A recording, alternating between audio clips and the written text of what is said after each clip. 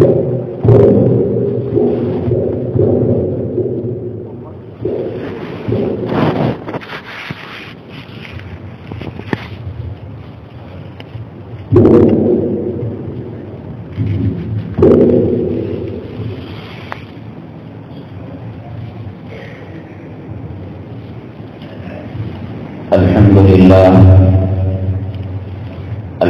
لله نحمده ونستعينه ونستغفره ونؤمن به ونتوكل عليه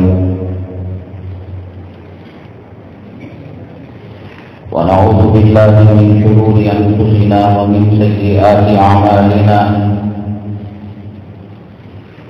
من يهده الله فلا مضل له ومن يضلله فلا هادي له ونشهد أن لا إله إلا الله وحده لا شريك له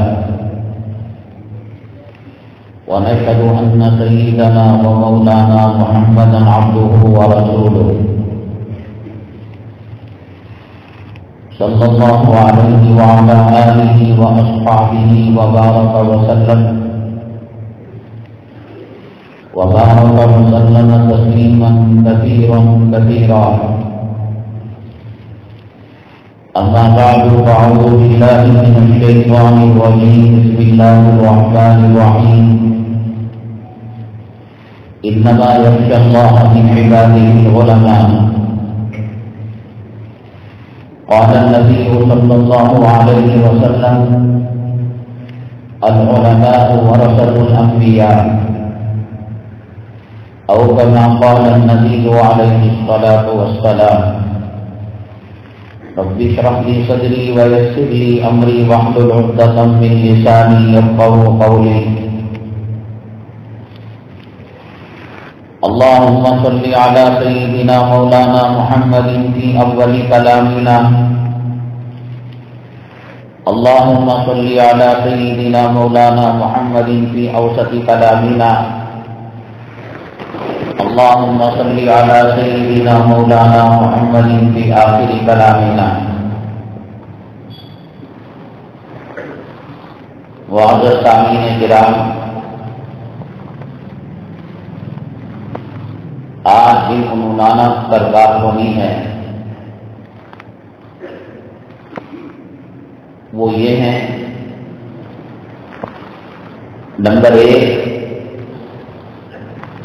حضرات علماء کرام کا مقام و مرتبہ کیا ہے؟ نبی کریم صلی اللہ علیہ وسلم کے جانشین کون ہیں اور امت قوم ان کے ساتھ کیا معاملہ کر رہی ہے؟ دوسرے نمبر پر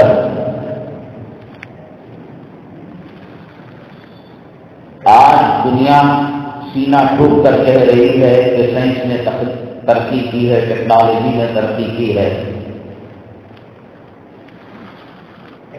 جتنے علوم قیامت تک آنے والے ہیں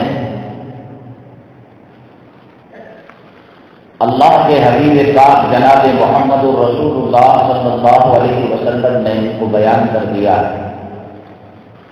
آپ نے فرمایا کہ اوتیت علم الاولین والآخرین، مجھے اگلوں کا بھی پچھلوں کا بھی علم دے دیا گیا.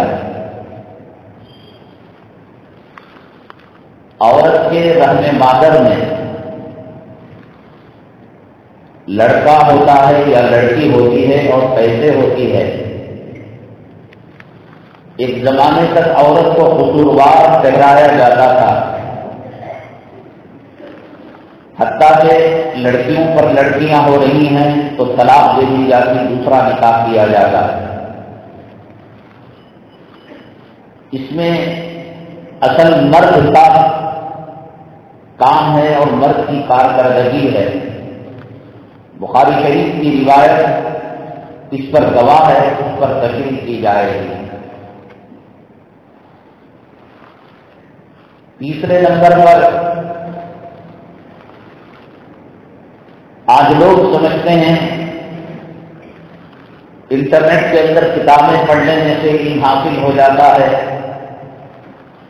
لٹریچر کے ذریعے سے، کتابوں کے ذریعے سے علم حاصل ہو جاتا ہے، جب تک علم کا سرا غار ہرا تک جا کر نہیں ملتا، صفا چبوترے تک نہیں ملتا، اور اس کی نسبتیں وحی الہی سے جا کر نہیں ملتی، اس میں رحمتیں اور برکتیں نہیں ہوتی، روحانیت نہیں ہوتی اور گہرائی نہیں ہوتی۔ بہلول دانا کسی مدرسے کے فارغ اور فقیر تو نہیں تھے، لیکن اللہ والے تھے، ان کی نسبتیں تھیں اولیاء کرام سے۔ چنانچہ ایک فقیر اور ان میں زبردست ٹکر ہوئی، مناظرہ ہوا۔ اس کے اندر یہ بات آئی کہ دو ڈرم ہیں، ایک میں شیرہ رکھا ہوا ہے، ایک میں سرکہ رکھا ہوا ہے، اس میں سے تیسری کوئی چیز بنائی جا رہی تھی، تیسرے برتن کے اندر شیرہ بھی ڈالا گیا، سرکہ بھی ڈالا گیا، لیکن صبح میں جب دیکھا تو تیسرے برتن کے اندر چوہا تھا۔ بہلول دانا رحمت اللہ علیہ نے فقیہ سے پوچھا، جو عالم تھا، جو لٹریچر پڑھا ہوا تھا، کتابیں پڑھا ہوا تھا، کہ کیا بتا سکتے ہو کہ یہ چوہا سرکے کے ڈرم سے نکلا ہے یا شہد کے ڈرم سے نکلا ہے، شیرے کے ڈرم سے؟ کیا مناظرہ ہوا اور کس طریقے سے حکمت عملی سے وہ جواب دیتے ہیں، انشاءاللہ اس کو بیان کیا جائے گا۔ اور ایک قبر آپ نے دیکھی ہوگی، جنوری کے پہلے ہفتے کی رات مغرب کے بعد عشاء کے قرب و جوار میں حرم مکی کے اندر اچانک لاکھوں کیڑوں نے حملہ کیا۔ کہاں سے آئے وہ کیڑے، کیا اللہ تبارک تعالیٰ اس سے بتانا چاہتے ہیں، اس کے بارے میں کچھ تشریح کی جائے گی۔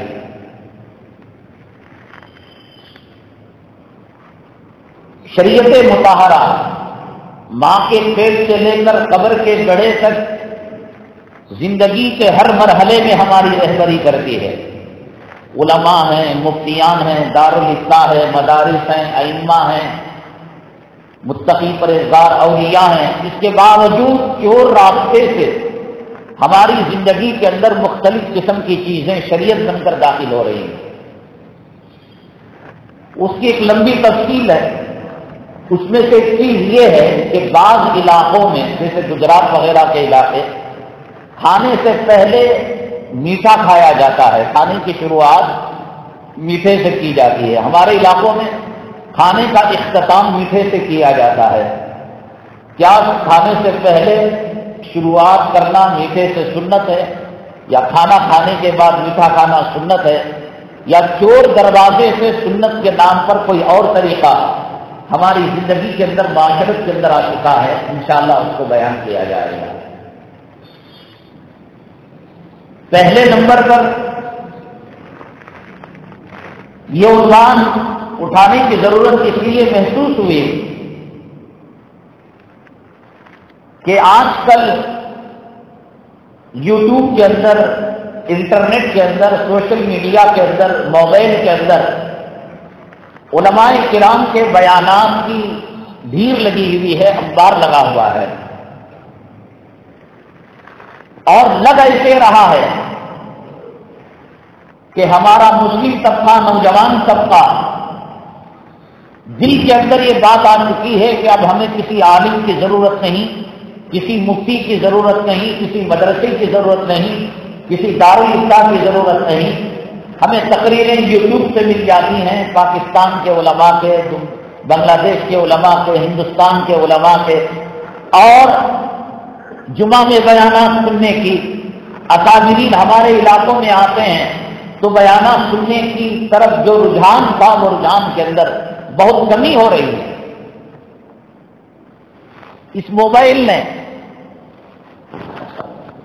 سوشل میڈیا میں پہلے ہی نوجوان طبقہ راہ راست میں بھٹکا ہوا ہے۔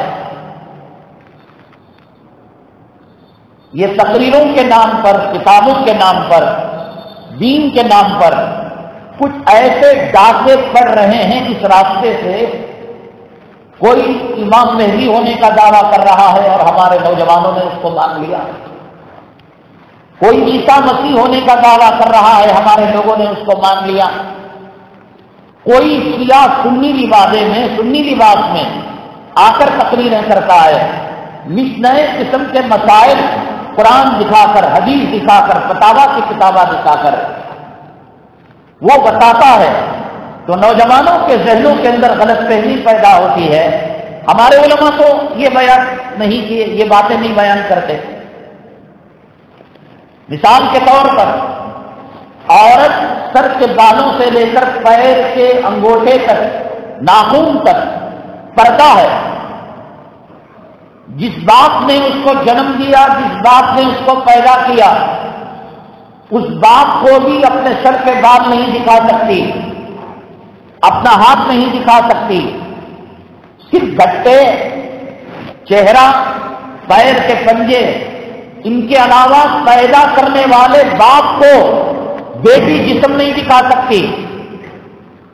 اب اس کے اندر قرآن کی باتیں لا کر، حدیث کی باتیں لا کر، صحابہ کرام کے واقعات لا کر، ادھر کا ادھر، کہیں کا ان کہیں کا روڑا جوڑ کر عورت اپنے چہرے کو کھلا رکھ سکتی ہے۔ حالت احرام میں عورت اپنے چہرے کو کھلا رکھ رہی ہے، اسکارف باندھ کر جا سکتی ہے، اور برقعے کے نام پر، پردے کے نام پر بے حیا کر دیا انہوں نے۔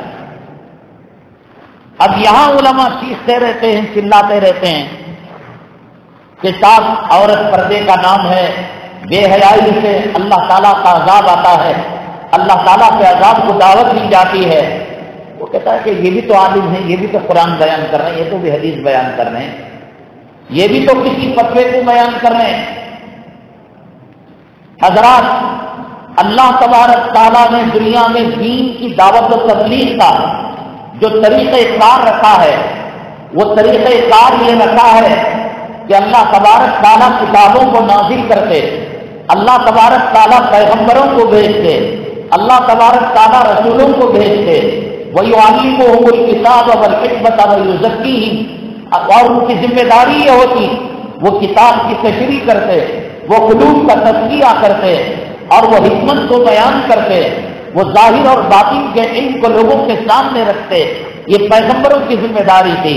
اللہ تبارک تعالیٰ جو آج موبائل دیا ہے، آج انٹرنیٹ دیا ہے، آج کمپیوٹر دیا ہے، آج ڈسپلے دیا ہے، اس زمانے کے اندر یہ کر سکتے تھے کہ احد پہاڑ پر، غار حرا پر ایک ڈسپلے لگا دیا جاتا اور یہ دعوت دی جاتی، اے لوگوں آؤ، یہاں تم عربی پڑھتے ہو، سنتے ہو، پڑھ لو، سن لو۔ کیا ضرورت تھی طائف کی سرزمین کے اندر جا کر لہولہان ہونے کی؟ کیا ضرورت تھی پیٹ پر پتھر باندھے جانے کی؟ کیا ضرورت تھی؟ آپ کو شاعر کہا گیا، آپ کو کاہن کہا گیا، آپ کو مجنون کہا گیا، آپ کو دیوانہ کہا گیا، آپ کو مکہ مکرمہ سے نکلنے پر مجبور کیا گیا، آپ کی بیوی پر تہمت لگائی گئی۔ یہ سب فارمیلٹیز سے، ان سے گزار کر دعوت و تبلیغ کا فریضہ انجام دیا جاتا ہے۔ سنڈے ایڈیشن اور جمعہ کے مذہبی ایڈیشن کو پڑھ کر کوئی داعی نہیں بن جاتا، کوئی مدعو نہیں بن جاتا، کوئی دین کی نشر و اشاعت، معلومات میں اضافہ ہو سکتا ہے، لیکن یہ فطری طریقہ، ایک نیچرل طریقہ، یہ اللہ تبارک تعالیٰ کا جو طریقہ کار رہا ہے، سیدنا آدم علیہ نبی علیہ الصلوۃ والسلام سے لے کر جناب محمد رسول اللہ صلی اللہ علیہ وسلم تک کاٹا گیا، آروں سے چیرا گیا، آگ کے حوالے کیا گیا، زمین کے اندر دفن کیا گیا، لیکن یہی طریقہ کار اسی طریقے پر چلایا گیا۔ اللہ کے حبیب پاک جناب محمد رسول اللہ صلی اللہ علیہ وسلم آخری نبی، آپ کے بعد قیامت تک کوئی نبی اور کوئی رسول آنے والا نہیں۔ اللہ تبارک تعالیٰ یہ کام کی ذمہ داری حضرات علماء کرام کو دیا ہے۔ کوئی تنظیم، کوئی جماعت، کوئی تحریک، کوئی خانقاہ، کوئی ادارہ اور کوئی ٹولہ، خداوند قدوس کی عزت و جلالت کی قسم، اگر یہ دعویٰ کرتا ہے کہ وہ کار نبوت کو انجام دے رہا ہے، اس دھرتی میں اس سے بڑا کوئی جھوٹا مکار عیار کرے بھی نہیں ہے۔ اللہ کے نبی صلی اللہ علیہ وسلم نے کسی جماعت کی طرف اشارہ کر کر، کسی تحریک کی طرف اشارہ کر کر، کسی ٹولے کی طرف اشارہ کر کر یہ نہیں کہا. آپ نے فرمایا العلماء ورثۃ الانبیاء، میرے بعد جو کام کریں گے کار نبوت کا یہ علماء کرام کریں گے. ان کا نام جو بھی ہو، دیوبندی ہو، فلاں ہو، فلاں ہو، حنفی ہو، شافعی ہو، حنبلی ہو، مالکی ہو، جو حق پرست علماء، اللہ سے ڈرنے والے، حلال و حرام کی تمیز کرنے والے، لوگوں کی چاپلوسی نہ کرنے والے، جی حضوری نہ کرنے والے، کمیٹی کی چاپلوسی نہ کرنے والے، داڑھی ملوں کی ہاں میں ہاں نہ ملانے والے، حرام خوروں کی ہاں میں ہاں نہ ملانے والے، ولا یخافون لومۃ لائم، ملامت کرنے والے کی ملامت کی پرواہ نہیں، ڈیوٹی کی پرواہ نہیں، اپنی عزت کی پرواہ نہیں، اپنے مقام کی پرواہ نہیں، اپنی بیوی کی پرواہ نہیں، اپنے بچوں کی پرواہ نہیں، حالات کا سامنا کرنے تیار ہیں. اسی لیے اللہ تبارک تعالیٰ نے کلام پاک کے اندر ولی کی جو نشانی بیان فرمائی، یہ نہیں کہا کہ ولی کی پگڑی اتنے کلو کی ہوگی، ولی کی دستار اتنی لمبی ہوگی، ولی کی تصویر اتنی لمبی ہوگی، ولی کا قیام اتنا بڑا ہوگا، ولی کا سجدہ اتنا بڑا ہوگا، ولی اتنے وقت کے اندر ہاتھ میں کلام پاک لے کر بیٹھا ہوگا. کلام پاک میں اللہ نے فرمایا الا ان اولیاء اللہ لا خوف علیہم ولا هم يحزنون. اللہ کا ولی کون ہے؟ علماء ہیں. امام شافعی رحمۃ اللہ علیہ فرماتے ہیں اگر علماء اللہ کے ولی نہیں ہیں تو اس دھرتی پر کوئی اللہ کا ولی نہیں ہو سکتا. ان کی نشانی یہ بتائی. آپ کہتے ہیں نا حضرت اس مسجد میں جاؤ یہ بیان ہوتا ہے، اس مسجد میں جاؤ یہ بیان ہوتا ہے، بریلوی میں جاؤ وہ بیان ہوتا ہے، اسلامی میں جاؤ وہ بیان ہوتا ہے، مرکز میں جاؤ وہ بیان ہوتا ہے، دیوبندیوں میں جاؤ وہ بیان ہوتا ہے. اللہ نے سمجھ دی نہیں دی. ولایت کا جو معیار قرآن نے بتایا لا خوف علیہم ولا هم يحزنون، ان کو کسی قسم کا نہ حکومت سے، نہ پولیس سے، نہ ملٹری سے، نہ قانون سے، نہ جیل سے، نہ فقر و فاقے سے، نہ تنگدستی سے، نہ لوگوں سے برا بھلا کہنے سے. لا خوف علیہم ولا هم يحزنون الذین آمنوا وكانوا يتقون. متقی پرہیزگار ہیں اور یہ طبقہ علماء کرام کا طبقہ ہے.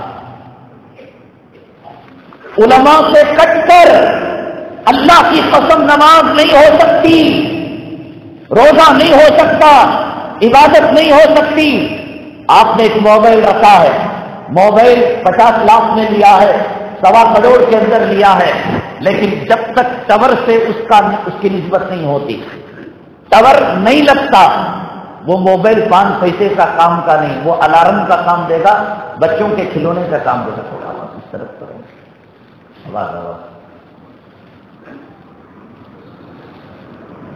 اسی طریقے سے لاکھ عبادات کر لیں، اللہ کی قسم وہ صحیح ہے غلط ہے جب تک عالم نہیں بتائے گا کہ یہ نماز کا طریقہ ہے اور یہ نماز نبی کے نماز سے ملتی ہے، یہ وضو نبی کے وضو سے ملتا ہے، یہ روزہ نبی کے روزے سے ملتا ہے، یہ صدقہ نبی کے صدقے سے ملتا ہے، یہ خیرات نبی کے خیرات سے ملتی ہے، یہ لباس نبی کے لباس سے ملتا ہے، یہ نکاح نبی کے نکاح سے ملتا ہے، یہ معاشرت نبی کے. جب یہ بتانے والا کون؟ ڈاکٹر بتائے گا، انجینئر بتائے گا، فلسفی بتائے گا. کیا سمجھ رکھا ہے دھمکیوں سے کم تنخواہ دے کر؟ کیا تنخواہ ہے اماموں کی؟ کیا علماء کی عزت ہے؟ آج ایک دھنگی سرکاری، ایک گورنمنٹ کا واچمین، ایک گورنمنٹ کا ڈرائیور، اس کے ساتھ کیا معاملہ ہے؟ قوم کے امام کے ساتھ کیا معاملہ ہے؟ عالم کے ساتھ کیا معاملہ ہے؟ جس کے سینے میں اللہ تبارک تعالیٰ نے کلام پاک کی 6666 آیتیں رکھی ہیں. آج کیا معاملہ کر رہی ہے قوم؟ تم جی سکتے ہو عالم سے کٹ کر. ابو جہل نبی سے کٹا انجام کیا ہوا؟ ابو لہب نبی سے کٹا انجام کیا ہوا؟ عتبہ نبی سے کٹا انجام کیا ہوا؟ شیبہ نبی سے کٹا انجام کیا ہوا، کفار مکہ نبی سے کٹے انجام کیا ہوا، مشرکین مکہ نبی سے کٹے انجام کیا ہوا، ابی بن سلول نبی سے کٹا انجام کیا ہوا، عبداللہ بن سبا نبی سے کٹا انجام کیا ہوا، یہود کٹے، نصارہ کٹے، منافقین کٹے۔ اب نبی آنے والا نہیں، اللہ تبارک تعالیٰ نبیوں کی جگہ حضرات علماء کرام کو بھیجا ہے۔ کسی تحریک کے بانی کو، کسی تحریک کے بانی کو، کسی مدرسے کے محتمین کو، کسی مسجد کے متولی کو اللہ تعالیٰ نے نہیں بھیجا۔ اللہ تعالیٰ نے اللہ کے نبی صلی اللہ علیہ وسلم سے جدا نہیں فرمایا، العلماء ورثۃ الانبیاء۔ وراثت جو رشتہ ہے یہ سب سے طاقتور رشتہ ہے۔ باپ بیٹے کا رشتہ، میاں بیوی کا رشتہ، دادا پوتے کا رشتہ، دادا نواسے کا رشتہ، بھائی بہن کا رشتہ، خالہ بھانجی کا رشتہ، ماما بھانجے کا رشتہ، کتنے رشتے ہیں دنیا میں۔ یہ لفظ وراثت کا لفظ علماء کا تعلق اللہ سے کیا ہے، علماء کا تعلق نبی سے کیا ہے، یہ نبی کے کیا لگتے ہیں، اللہ کے کیا لگتے ہیں، پہلے سمجھو تو صحیح۔ تم نے مذاق بنا رکھا، پگڑیاں اتارتے ہو، تانا تشریح کرتے ہو، تقریر پر تبصرہ کرتے ہو، نمازوں پر تبصرہ کرتے ہو۔ وارث کسی کی موت کے بعد جو اس کی جائیداد کا حقدار ہوتا ہے اس کو وارث کہتے ہیں۔ ایک آدمی مرا، اس کا بیٹا بھی ہے، نواسے بھی ہیں، پوترے بھی ہیں، تو پہلا حقدار وراثت کا کون ہے؟ بیٹا ہے، اس لیے کہ قرابت میں سب سے زیادہ قریب ہو گئے۔ ایک آدمی مرا، اس کی بیوی بھی ہے، اس کی ماں بھی ہے، اس کی خالہ بھی ہے، اس کی سالیاں بھی ہیں، اس کی ساس بھی ہے، اس کے ساڑو بھی ہیں۔ اب ان میں قرابت کا رشتہ ماں کا سب سے زیادہ اور بیوی کا سب سے زیادہ ہے، تو یہ رشتے دوسرے رشتوں کے لیے رکاوٹ بن جائیں گے یا ان کے حصے کو کم کر کے رکھ دیں گے؟ اللہ کے نبی صلی اللہ علیہ وسلم نے یہ نہیں فرمایا علماء میرے بھائی ہیں، علماء میرے امتیوں کے اندر بڑے مقام رکھتے ہیں۔ وارث کا لفظ فرمایا، اور وراثت ایک ایسا لفظ ہے کہ جو قرابت داری کے اندر سب سے زیادہ پاورفل لفظ ہے۔ اور آپ نے فرمایا انبیاء علیہ السلام لم یورثوا درہما ولا دینارا، درہم اور دینار چھوڑ کر نہیں جاتے، وانما ورثوا علما، علم وراثت کے اندر چھوڑ کر جاتے ہیں۔ یہ قال اللہ، یہ قال رسول کی سزائیں، یہ مدرسے لگانا، یہ نورانی قاعدہ پڑھانا، یہ حلال بتانا، یہ حرام بتانا، کیا سمجھ رکھا ہے آپ نے؟ اللہ کی عزت و جلالت کی قسم، فتاوی عالمگیری کے اندر لکھا ہے علماء کے بارے میں جو تانا اور تشریح کرتا ہے، ملامت کرتا ہے، دل میں کینہ رکھتا ہے، بڑا خطرناک لفظ لکھا ہے، خیفہ علیہ الکفر، اس کے بارے میں ڈر ہے کہ کہیں خاتمہ اس کا ایمان سے ہٹ کر نہ ہو جائے۔ ایمان تو پیغمبر تو آنے والے ہیں، نبی تو آنے والے ہیں، اب ان کے قائم مقام اللہ نے انبیاء کو، علماء کو بھیجا، علماء کے ساتھ یہ سلوک کرنا گویا وقت کے پیغمبر کے ساتھ یہ بدسلوکی کرنا، ان کی توہین کرنا، نبی کی توہین کرنا۔ ایک پولیس والے کے ساتھ ایک آدمی بے حرمتی کا معاملہ کرتا ہے، بے عزتی کا معاملہ کرتا ہے، کیوں؟ وہ خان صاحب ہیں، وہ شریف صاحب ہیں، وہ سید صاحب ہیں، وہ مالدار ہے، وہ کروڑ پتی نہیں، اس کے کام کی رشوت خوری کی وجہ سے، گالیاں دینے کی وجہ سے، اس کے ظلم کی وجہ سے، اس کے تشدد کی وجہ سے علماء سے اگر کوئی کینہ رکھتا ہے، علماء کے بارے میں کوئی غیبت کرتا ہے، علماء کے بارے میں دل کے اندر کوئی برائی کرتا ہے، اس کے عالم ہونے کی وجہ سے، اس کے قال اللہ قال رسول کہنے کی وجہ سے، اس کے بخاری پڑھنے کی وجہ سے، اس کے مسلم پڑھنے کی وجہ سے، اس کے نماز پڑھانے کی وجہ سے، اس کی نماز جنازہ پڑھانے کی وجہ سے، اس کے نکاح پڑھانے کی وجہ سے، اس کا دین سے رشتہ اور نبی کے وارث ہونے کی وجہ سے، تو اگر کوئی اس کو گالی دیتا ہے، وہ قرآن کو گالی دیتا ہے، وہ حدیث کو گالی دیتا ہے، وہ پیغمبر کو گالی دیتا ہے، جو وحی الہی کو گالی دیتا ہے، وہ جبرائیل کو گالی دیتا ہے، وہ جبرائیل کو پیغام دینے والے اللہ کو گالی دیتا ہے، اللہ کو گالی دینے والا کیا اس کا ایمان محفوظ رہے گا؟ یہ رشتہ نبی ہے۔ اور قرآن شریف کے اندر اللہ تعالیٰ نے علماء کے بارے میں فرمایا انما یخشی اللہ من عبادہ العلماء، اس دھرتی میں سب سے یہ اللہ کا کلام ہے، کہیں شک نہ کرنا۔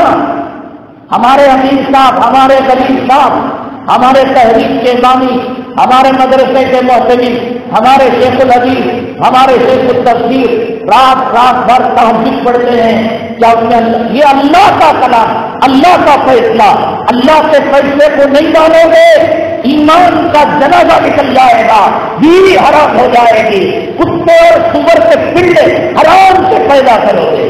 فلا وربک لا یؤمنون حتی یحکموک فیما شجر بینہم، قرآن کہتا ہے جو قرآن کی بات نبی کے فیصلے کو نہیں مانتا، اللہ فرماتے ہیں اے محمد میرے رب کی قسم اس کا ایمان نہیں ہے۔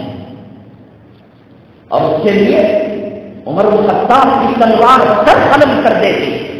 آج اگر علماء کی توہین کوئی کر رہا ہے، مدارس کی توہین اگر کوئی کر رہا ہے، مشائخ کی توہین اگر کوئی کر رہا ہے، اولیاء کی توہین اگر کوئی کر رہا ہے، عمر بن خطاب نہیں ہے، اللہ کی قسم بچا ہوا ہے۔ عمر بن خطاب اگر ہوتے اس کا سر قلم کر دیے ہوتے، اس کا سر دم سے جدا کر دیے ہوتے۔ ایک یہودی رسول اللہ کا سندر کے پاس اپنے کھیت کا فیصلہ لے کر گیا، منافق اور یہودی، اللہ کے نبی کا سندر نے یہودی کے حق میں فیصلہ دیا، منافق کے خلاف فیصلہ دیا۔ اس نے کہا ارے وہ تو غیر تھا، میں اپنا تھا، منافق تو نماز پڑھتا ہے، داڑھی رکھتا ہے۔ آج کتنے منافق ہیں، سر پر ٹوپی رکھتے ہیں، امامہ باندھتے ہیں، داڑھی رکھتے ہیں، جبہ پہنتے ہیں، لیکن دلوں کے اندر غیبت ہے، دلوں کے اندر علماء کی توہین ہے، دلوں کے اندر مدارس کی عظمت نہیں ہے، حکام کی عظمت نہیں ہے۔ مؤذن کو یہ سمجھتے ہیں میرے بڑے ہوئے باپ کو یہ غسل دینے والا استاد ہے، اس کی گندی پیان دھونے والا استاد ہے۔ مسجد میں آتے ہیں جمعہ میں، او مولانا صاحب کیا جالے لگے ہوئے ہیں، او مولانا صاحب کیا بیت الخلا تیرے باپ کے گھر کے غلام ہے۔ اللہ کے نبی صلی اللہ علیہ وسلم حضرت بلال حبشی رضی اللہ تعالیٰ عنہ کو فتح مکہ کے موقع پر کعبے کی چھت پر کھڑے ہو کر اذان دلوائی، اور صحابہ کرام نے عرض کیا اے اللہ کے نبی صلی اللہ علیہ وسلم کعبے کی چھت پر کھڑا نہیں کراتے کسی کو، آج آپ بلال کو کیوں کھڑا کرایا؟ اللہ کے نبی صلی اللہ علیہ وسلم نے فرمایا قیامت تک کے آنے والی نسل انسانی کو پتہ چل جائے کہ آج اذان دینے والے کا مقام اللہ نے اتنا اونچا کر دیا کہ آج اس کے قدموں تلے اللہ کا کعبہ آ گیا۔ کیا ہے معاملہ؟ کیا سمجھتے ہو؟ گھر کی لونڈی کی حیثیت، گھر کے کام والے کی عزت، مؤذن کا کیا مقام؟ جھاڑو دلواتے ہو، بیت الخلا صاف کرواتے ہو، میٹنگوں کے اندر چائے منگواتے ہو، تو یہی سوچا کہ اپنے لوگ ہیں۔ گیا حضرت ابو بکر صدیق رضی اللہ تعالیٰ عنہ کے پاس، حضرت ابو بکر صدیق رضی اللہ تعالیٰ عنہ نے کہا ارے تم بے وقوف ہو، سپریم کورٹ کے فیصلے کے بعد ہائی کورٹ آ گئے، کون سی کورٹ بڑی ہے؟ آقا کے دربار میں فیصلہ ہو گیا اور تم یہاں آ رہے ہو۔ کہا کہ جاؤ، اللہ کے نبی صلی اللہ علیہ وسلم کو رحم دل سے ارحم امتی ابو بکر بڑے نرمی کے ساتھ معاملہ نمٹا دیا، جاؤ اللہ کے نبی صلی اللہ علیہ وسلم نے جو بات کہی وہ کر جاتے ہیں۔ جب اس نے کہا کہ آقا کے دربار میں میرے حق میں فیصلہ نہیں ہوا، میاں بیوی کی لڑائی ہوتی ہے، بیٹی داماد کا جھگڑا ہوتا ہے، شریعت کے اندر اسے ظالم بتایا جاتا ہے عورت کو یا مرد کو، تو فوراً اسٹیشن کی طرف رخ کرتے ہیں، عدالتوں کی طرف رخ کرتے ہیں۔ دارالقضا میں میرے حق میں فیصلہ نہیں آ رہا ہے، علماء میرے حق میں فیصلہ نہیں کر رہے ہیں، قرآن میرے حق میں فیصلہ نہیں کر رہا ہے، حدیث میرے حق میں فیصلہ نہیں کر رہی ہے، او کبھی تو کان کھول کر سنو۔ یہ منافق حضرت صدیق اکبر کے دربار سے نکل کر حضرت عمر بن خطاب کے دربار میں گیا، جلالی تھا، کہا آقا کے دربار میں ہو کر آیا، صدیق کے دربار میں ہو کر آیا، کھڑ رک جا 2 منٹ کے لیے۔ گئے، نیام سے تلوار نکالی اور سر قلم کر دیا، تن سے جدا کر دیا، کہا جو اللہ کے نبی کے صدیق کے فیصلے کو نہ مانے اس کا انجام یہی ہوتا ہے۔ یہ اللہ تعالیٰ کا فیصلہ، انما یخشی اللہ من عبادہ علماء۔ یقیناً ہر طبقے کے اندر کچھ اچھے لوگ ہوتے ہیں، کچھ برے لوگ ہوتے ہیں۔ ڈاکٹروں میں نقلی ڈاکٹر ہوتے ہیں، انجینئر میں نقلی انجینئر ہوتے ہیں، سیاستدان میں دھوکے باز ہوتے ہیں، پولیس طبقے میں، ملٹری میں، ہر طبقے میں۔ جب خدائی کا دعویٰ کرنے والے فرعون پیدا ہو گیا، خدائی کا دعویٰ کرنے والا نمرود پیدا ہو گیا، نبوت کا دعویٰ کرنے والی عورت پیدا ہو گئی، نبوت کا دعویٰ کرنے والے لوگ نبی کے زمانے میں پیدا ہو گئے، تو علماء کے طبقے کے اندر یہ اچھے لوگ ہوں گے، برے لوگ ہوں گے۔ کوئی آدمی بیمار ہے اور کہا جا رہا ہے صاحب آپ ڈاکٹر کے پاس علاج کر لیں، نقلی ہوم کے اندر داخل ہو جائیں، ہاسپٹل کے اندر داخل ہو جائے، نہ نقلی ڈاکٹر ہوتے ہیں، وہ تو مر جائے گا، آدمی ہو آپ مر جائے گا۔ جب نقلی اصلی ڈاکٹر میں فرق کرتے ہو، نقلی اصلی انجینئر میں فرق کرتے ہو، اللہ نے دماغ دیا نہیں دیا؟ علماء ربانی علماء شیطانی کا فرق معلوم نہیں ہوتا؟ دنیا کا چاپلوس کتا علماء ربانی ہو سکتا ہے؟ اللہ کے نبی صلی اللہ علیہ وسلم نے فرمایا جب کسی عالم کو، جب کسی امام کو، جب کسی مؤذن کو، جب کسی شیخ الحدیث کو، جب کسی شیخ التفسیر کو، جب کسی مدرسے کے معتمد کو کسی ایماندار کی چوکٹ پر دیکھو تو سمجھو کہ وہ لکھ ہے، ڈاکو ہے، چاپلوسی کر اللہ ماننے والا مدرسہ امیر کا باپ کروڑ پتی کا باپ نہیں چلاتا، گلی کا کتا چلتا ہے، گلی کا سور چلتا ہے، رنڈی عورت چلتی ہے۔ میرا اللہ اپنے نبی کے مہمان کو کھانا نہیں کھلاتا، کیا ضرورت غیروں کے در پر جا کر چھپ کر پالیسی کرنے کی؟ نہیں ذرا مدرسے کی ضرورت نہیں۔ اللہ کے نبی صلی اللہ علیہ وسلم ہاں بلایا ہے، تقاضا ہے، اپنا احترام، اپنا وقار، اپنی عزت باقی رکھ کر کام کر رہا ہے تو یقیناً قابل مبارکباد ہے، لیکن چاپلوسی کر رہا ہے، مثالی بتائی اللہ کے نبی صلی اللہ علیہ وسلم نے۔ تو قرآن نے کہا انما یخشی اللہ من عبادہ العلماء، اللہ سے ڈرنے والے کون ہیں؟ علماء ہیں۔ اور پھر کلام پاک میں بھی آئے رضی اللہ عنہم ورضوا عنہ ذلک لمن خشی ربہ، وہ اللہ سے راضی اور اللہ ان سے راضی۔ یہ کون لوگ ہیں؟ یہ وہ لوگ ہیں جو اللہ تعالیٰ سے ڈرنے والے ہیں۔ ان دونوں آیتوں کا جوڑ کرو، پہلے کیا کہا؟ اللہ سے ڈرنے والے علماء ہیں، اور دوسرا کیا کہا؟ ذالک لمن خشی ربہ، اللہ ان سے راضی، وہ اللہ سے راضی۔ دونوں میں سے ایک طرف کی رضامندی نہ ہو، اللہ تبارک تعالیٰ کی جنت نہیں مل سکتی، اللہ تعالیٰ کی خوشنودی حاصل نہیں ہو سکتی۔ ہم اگر راضی بھی ہیں، اللہ راضی نہ ہو تو پھر ہماری نماز قبول نہیں اور ہمیں جنت نہیں مل سکتی۔ یہ رضامندی کس کو کہتے ہیں؟ اچھی حالت آئے، بری حالت آئے، امتحان کی حالت آئے، فقر و فاقہ آئے، حدیث پاک میں آتا ہے اللہ تبارک تعالیٰ نے ملک الموت کو کہا کہ فلاں گھرانے میں جاؤ، 7 سال ہو گئے شادی ہو کر، مثال کے طور پر 10 سال ہو گئے شادی ہو کر، بچوں کے لیے تڑپ رہے تھے، دعائیں کر رہے تھے، منتیں مانگ رہے تھے، نظریں مانگ رہے تھے، بہت سالوں کے بعد ایک اللہ تبارک تعالیٰ نے حسین خوبصورت لڑکا دیا۔ ابھی وہ لڑکا 6 مہینے سال کا ہوا نہیں، اللہ تبارک تعالیٰ نے حکم کیا کہ اس کی روح کو قبض کر لیں۔ انتقال ہو گیا، لوگ خدا نہ کرے زبان سے الفاظ نکالے، اللہ کو کیا ملتا ہے؟ چھوٹے بچے کی روح قبض کر کے ایمان کا جنازہ نکل جاتا ہے۔ فیصلے پر اللہ کے راضی ہونا چاہیے، وہ قریبی میں رکھے وہ امیری میں رہے، وہ اچھا کھلائے، وہ خراب کھلائے، وہ فخر و فاخہ دے، وہ قیمت لگے کپڑے دے، وہ قیمتی کپڑا دے، وہ کرائے کا مکان دے، وہ ذاتی کا مکان، اللہ تو جس حالت میں رکھے اللہ میں راضی ہوں۔ حدیث پاک میں آتا ہے اللہ تعالیٰ فرشتوں سے پوچھتے ہیں کیا کر کے آئے؟ ملک الموت اور اس کی جماعت اور پارٹی سے کہتے ہیں بچے کی روح لے کر آئے، کہے کہ تم کو ترس نہیں آنا، چھوٹے بچے کی روح نکالتے ہیں، اللہ آپ کا حکم تھا، آپ کا آرڈر تھا، اس لیے ہم نے نکالا۔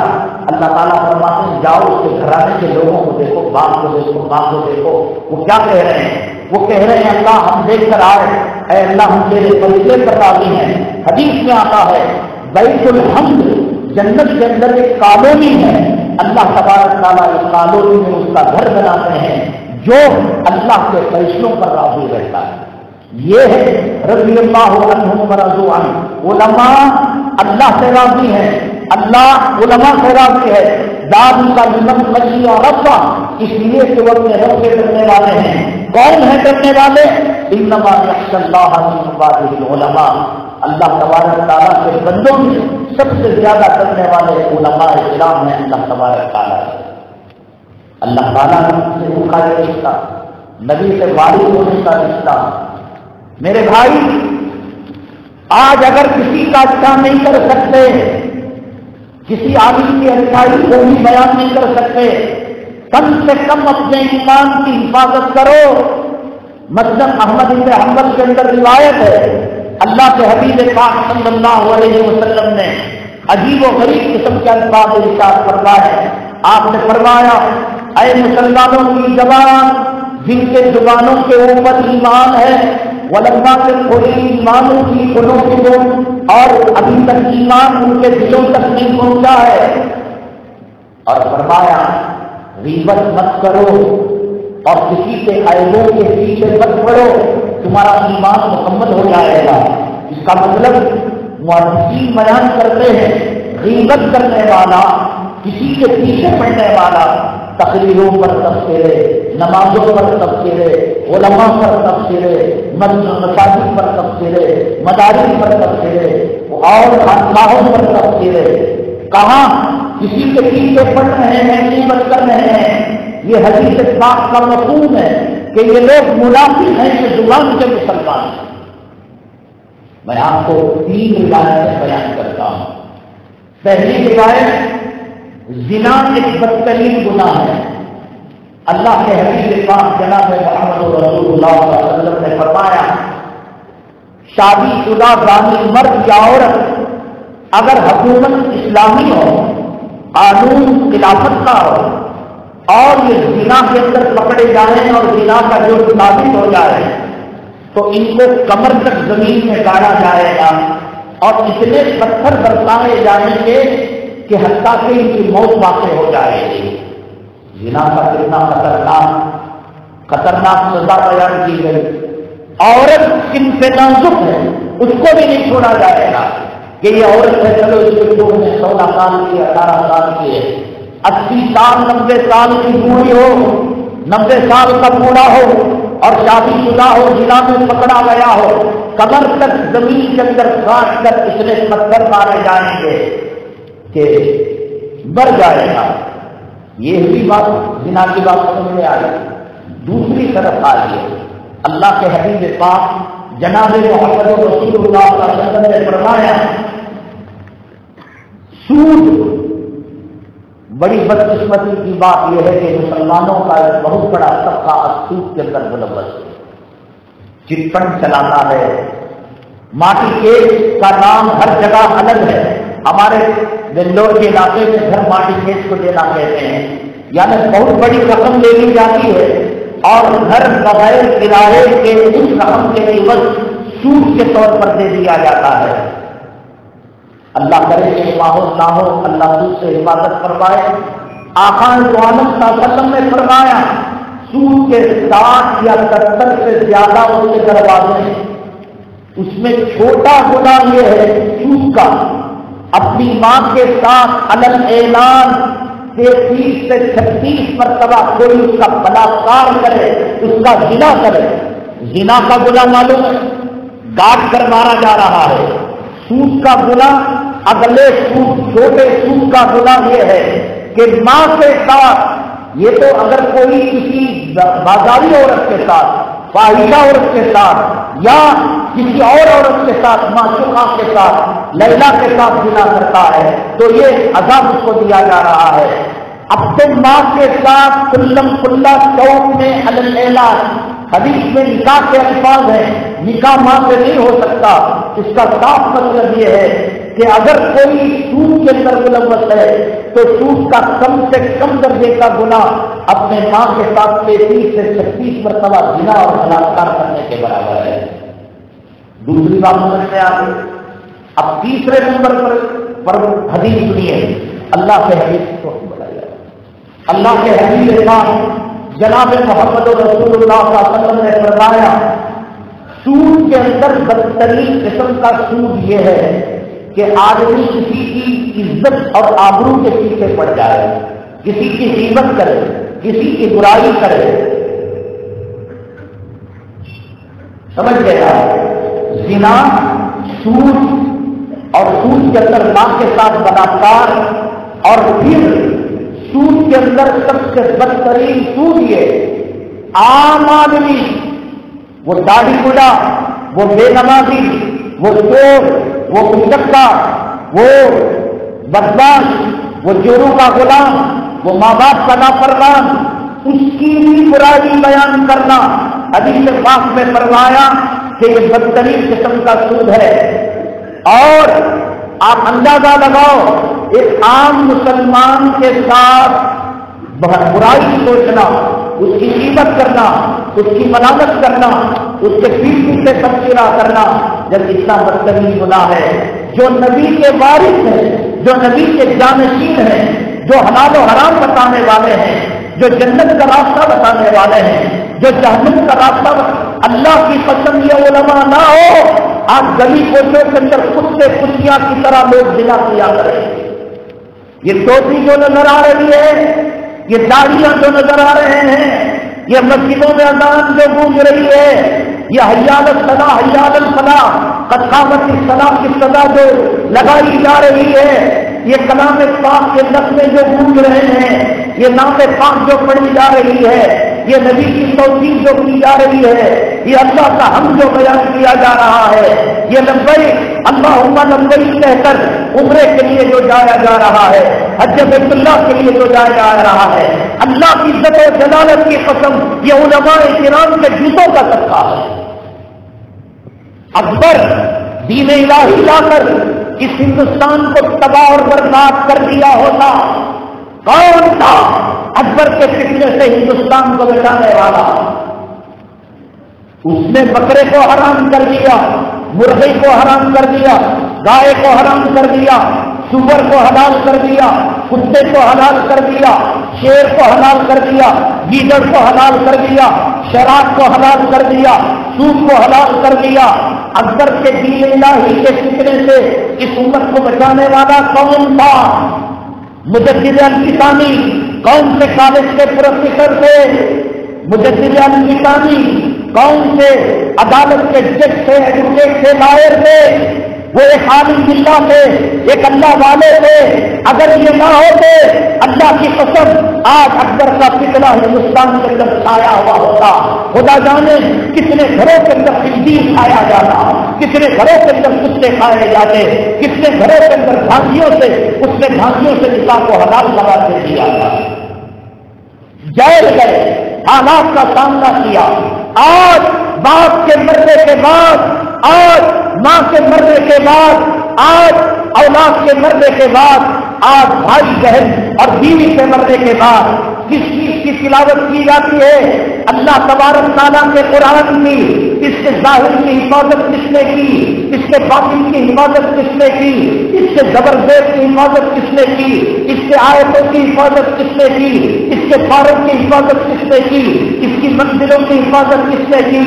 امام احمد بن حنبل رحمۃ اللہ علیہ کے زمانے کے اندر عباسی حکومت نے کہا قرآن اللہ کا کلام نہیں، قرآن اللہ کی مخلوق ہے۔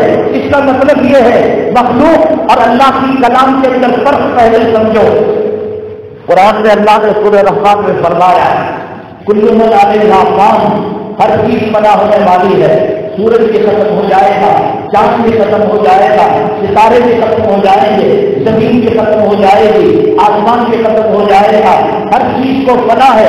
اگر اللہ کا کلام مخلوق مانی جائے، مخلوق تسلیم کیا جائے تو یہ بھی ختم کرنے کے درپے سے اللہ کی حکومت اور معمول رشید محدثی وغیرہ اور ڈٹ کر مقابلہ کیا، نہیں منون مردود۔ یہ قرآن اللہ تعالیٰ کا کلام ہے، اللہ کا کلام اللہ کی صفت ہوتی ہے۔ زمین ختم ہو جائے گی، آسمان ختم ہو جائیں گے، فرشتے ختم ہو جائیں گے، اللہ کی مخلوق ختم ہو جائے گی، ملک الموت کو روح آ جائے گی، اس کی روح ختم ہو جائے گی، اس کی جان چلی جائے گی، اللہ کا قرآن آج بھی باقی ہے، تب بھی باقی ہے۔ یہ کس نے کہا؟ امام احمد بن حنبل رحمۃ اللہ علیہ۔ کون سے کالج کے پروفیسر، کون سے ایڈوکیٹ تھے، کون سے جج تھے؟ آج اگر مردوں کے سامنے کلام پاک پڑھا جا رہا ہے، یہ ننھے منھے علماء، یہ ننھے منھے مہمانان رسول، یہ صبح میں تہجد میں اپنی ماں کی یاد کو بلا کر، اپنے باپ کی یاد کو بلا کر، اپنے پریوار کی یاد کو بلا کر، اے دنیا کے خبیثوں، اگر دجلہ میں تم نے قرآن کو ڈال دیا، اے امریکہ کے سفید چمڑی والوں، سور کھانے والوں، کتے کھانے والوں، ماں کے ساتھ بلاکار کرنے والوں، قرآن کو تم جلاؤ گے لیے تو ہماری امت کا ننھا منھا 7 سال کا بچہ، 5 سال کی بچی اپنے سینے میں اس کلام پاک کو محسوس کر کر اس کلام پاک کی حفاظت کرے گی۔ یہ کون کر رہا ہے صاحب؟ یہ علماء نہ ہوتے آج توریت، انجیل، زبور، بائبل فلمی گانے ماں کے مردہ ماں کے سامنے پڑھے جاتے۔ آج نماز کی تصویر کون کر رہا ہے؟ امام مالک رحمۃ اللہ علیہ کو پیٹھ پر پورے کیوں لگائے گئے؟ امام احمد بن حنبل رحمۃ اللہ علیہ کو اتنا پیٹا گیا کہ تاریخ کے اندر آتا ہے جو کوڑا امام احمد بن حنبل کو لگا، ایک کوڑا اگر ہاتھی کے لگتا تو ہاتھی دل ملا کر اپنا دم چھوڑ دیتا۔ امام ابو حنیفہ رحمۃ اللہ علیہ 40 سال تک عشاء کے وضو سے فجر کی نماز پڑھنے والے، کسی کو قرض دے کر اس کے دیوار کا سایہ نہ لینے والے، بکری کی موت کے بعد، بکری کے انتقال کے بعد، بکری کے چوری ہونے کے بعد اس کی مدت تک بکری کا گوشت نہ کھانے والے، حلال و حرام کی تمیز کرنے والے، آخر جنازہ جیل سے کیوں نکلا؟ کیوں جیل کا سامنا کیا؟ بیوی خوش نہیں تھی، اولاد خوش نہیں تھی، بادشاہ نے صدارت کا عہدہ پیش کیا، قاضی بن جاتے، جج بن جاتے، کیوں قربانی آتی؟ اس ہندوستان کے اندر 1857 سے پہلے انگریز آیا، کون کالج کے لوگ تھے، کون نیتا تھے، کون پروفیسر تھے، کون عمرا تھے، کون مالدار تھے؟ یہ شیخ الہند نہ ہوتا، یہ شیخ الاسلام نہ ہوتا، یہ کتاب اللہ مہاجر مکی نہ ہوتا، یہ رشید احمد گنگوہی نہ ہوتا، یہ خواتین ناموسی نہ ہوتا، یہ انار کا درخت نہ ہوتا، یہ تھانہ بھون کے شہداء نہ ہوتے، یہ جعفر خان شری نہ ہوتا تو ہندوستان آزاد ہوتا۔ کون کون کی قربانیاں یاد دلاؤ؟ حدیث کے اندر موضوع حدیثوں کا ذخیرہ داخل کیا گیا۔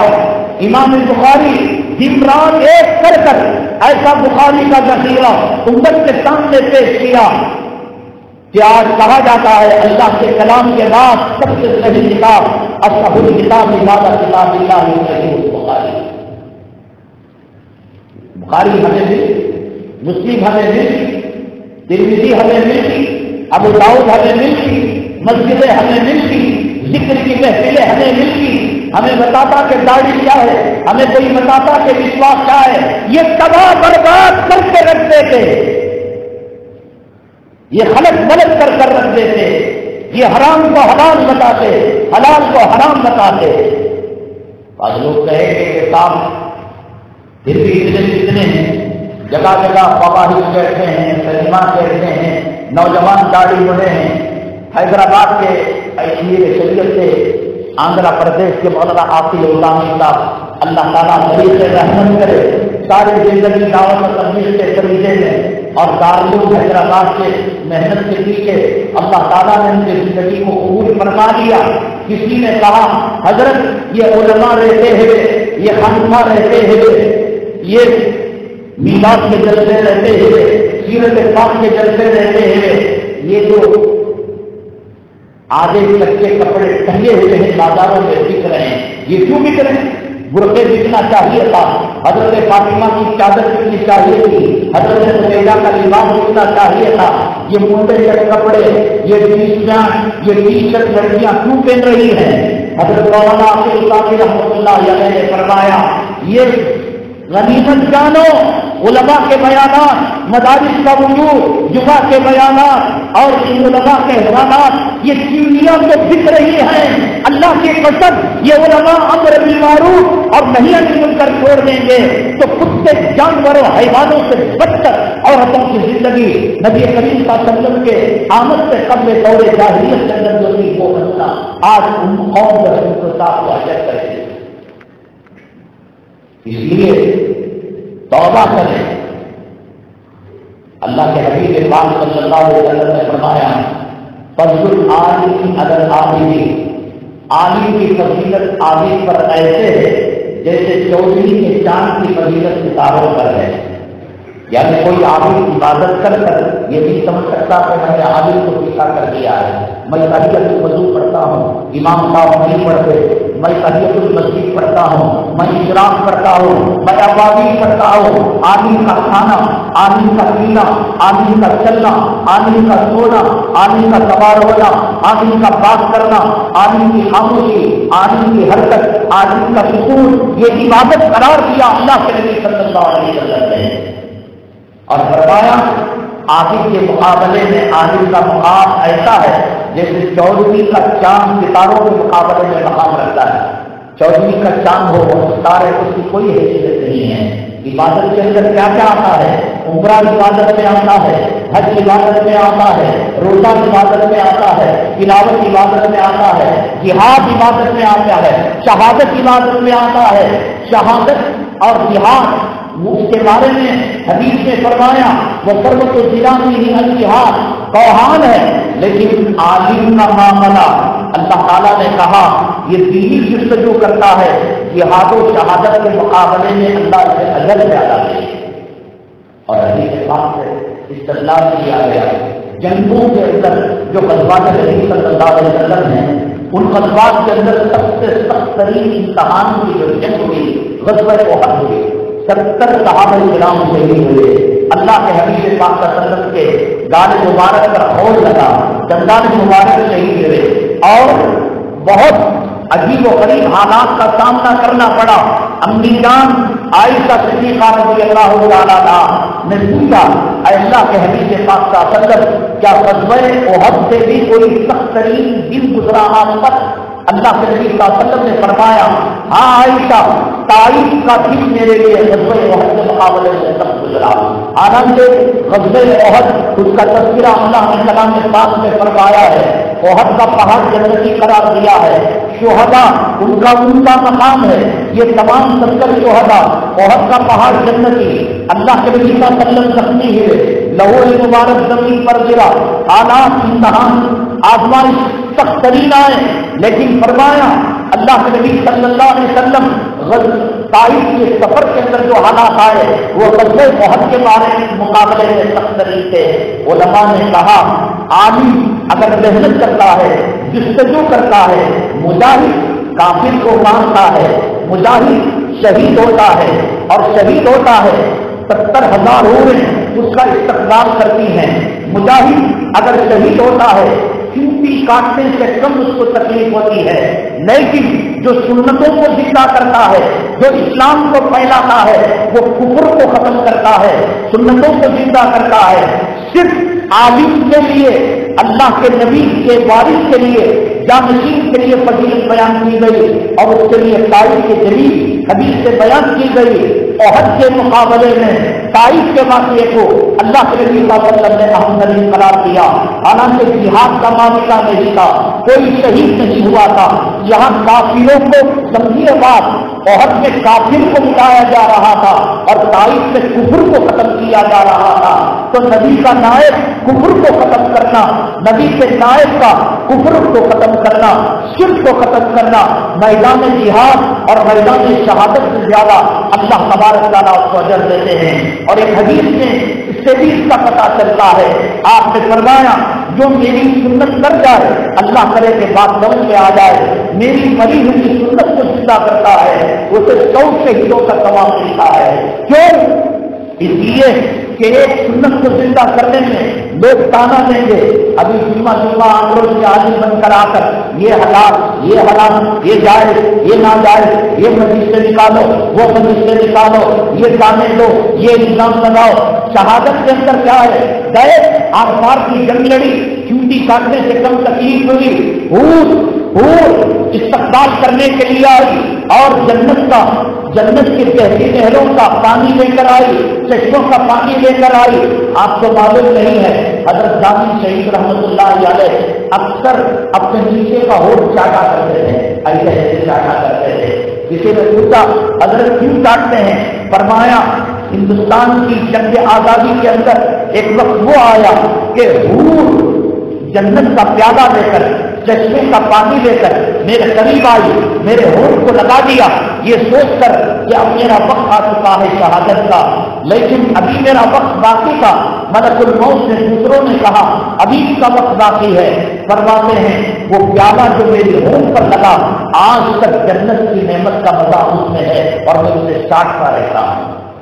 مجھے کیا مزے حوروں سے نکاح ہو رہا ہے، حور کا استقبال کر رہی ہیں، ہم کو دیکھنے میں یہ معلوم ہوتا ہے اس کے جسم کو کاٹا جا رہا ہے، اس پر پیری کی جا رہی ہے، اس کا گلا کاٹا جا رہا ہے، اس کا مسئلہ کیا جا رہا ہے، لیکن کچھ بھی نہیں۔ اللہ تعالیٰ اس کی روح کو عرش کے پاس سنجلوں کے اندر رکھ کر وہاں سب پرندوں کے پلوٹوں میں رکھ کر سب سنجلوں کا طواف کراتے ہیں اللہ تبارک تعالیٰ، مزے ہیں۔ لیکن عالم ایک گندے ماحول میں، ایک بدعت کے ماحول میں، ایک شرک کے ماحول میں، ایک کفر کے ماحول میں، ایک دلالت کے ماحول کے اندر بار بار جیتا ہے، بار بار مرتا ہے۔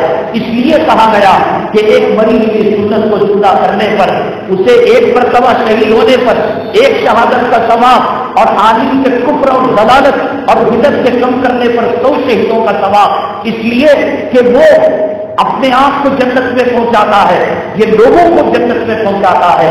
اسی لیے حدیث بات کے اندر فرمایا گیا جس عالم کو قاضی بنایا گیا، جج بنایا گیا، فقط ذبح بغیر سکین، بغیر چھری کے اس کو ذبح کیا گیا۔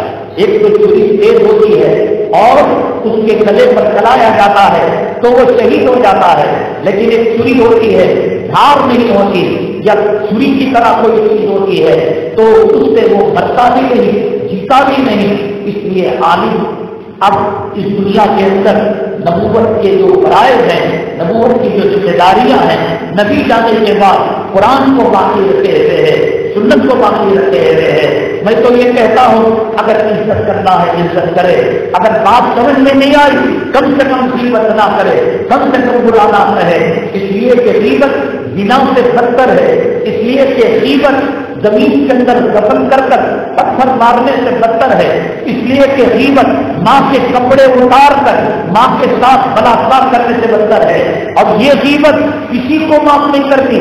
صاحب میں تہجد گزار ہوں، میں عالم ہوں، میں شیخ الحدیث ہوں، میں حج کیا ہوا ہوں، میں حاجی صاحب ہوں، امی جان عائشہ صدیقہ رضی اللہ تعالیٰ عنہا، ان کا مقام کیا ہے، ان کا مرتبہ کیا ہے؟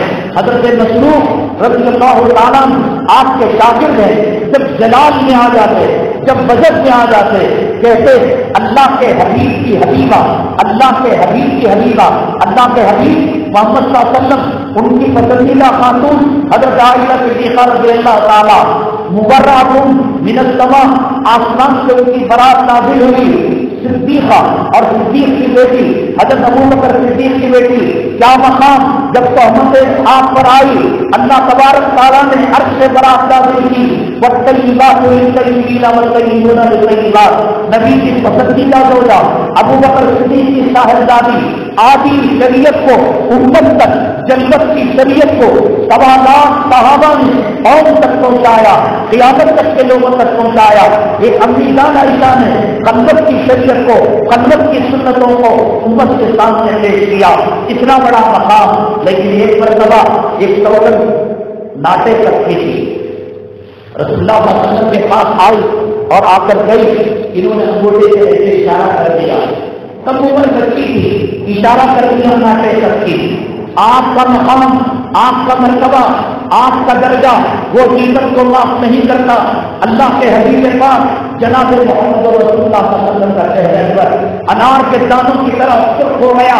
فرمایا عائشہ آپ نے وہ کام کیا ہے کہ اس گناہ کو اگر سمندر میں ڈالا جائے 7 سمندر سیاہ ہو جائیں گے۔ اور سید زبیر رحمۃ اللہ علیہ فرماتے ہیں علماء کا گوشت زہریلا ہوتا ہے۔ کیا مطلب؟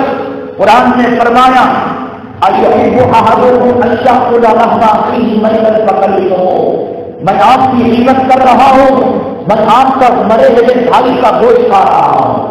علماء کا گوشت زہریلا۔ سید زبیر رضی اللہ تعالیٰ کا مطلب امام کی عزت کر کر، مؤذن کی عزت کر کر، عالم کی عزت کر کر، حافظ کی عزت کر کر، نبی کے نائب کی عزت کر کر، نبی کے جانشین کی عزت کر کر، دین کے زندہ کرنے کے اندر دن رات محنتیں کرنے والے کتنے مدرسوں کے محتوی ہیں۔ بیوی حالت حمل 9واں مہینہ چل رہا ہے، اٹھتی ہے درس سے کراتی ہے، بیٹھتی ہے درس سے کراتی ہے، اب ڈلیوری ہوئی، تب ڈلیوری ہوئی، رمضان کا مہینہ محتوی کہتا ہے اگر رمضان کے اندر میں بچوں کی فکر میں زکات وصول کرنے میں جاؤں گا، چندہ وصول نہ کرنے میں جاؤں گا، ان بچوں کا کیا ہوگا، مدرسے کا کیا ہوگا۔ بیوی کو خدا سے سپرد کر کر اللہ پر اعتماد کرتے ہوئے، توکل کرتے ہوئے، لوگوں کے سامنے دامن کا پھیلا کر بھیک مانگنے کے لیے رمضان میں لے جایا۔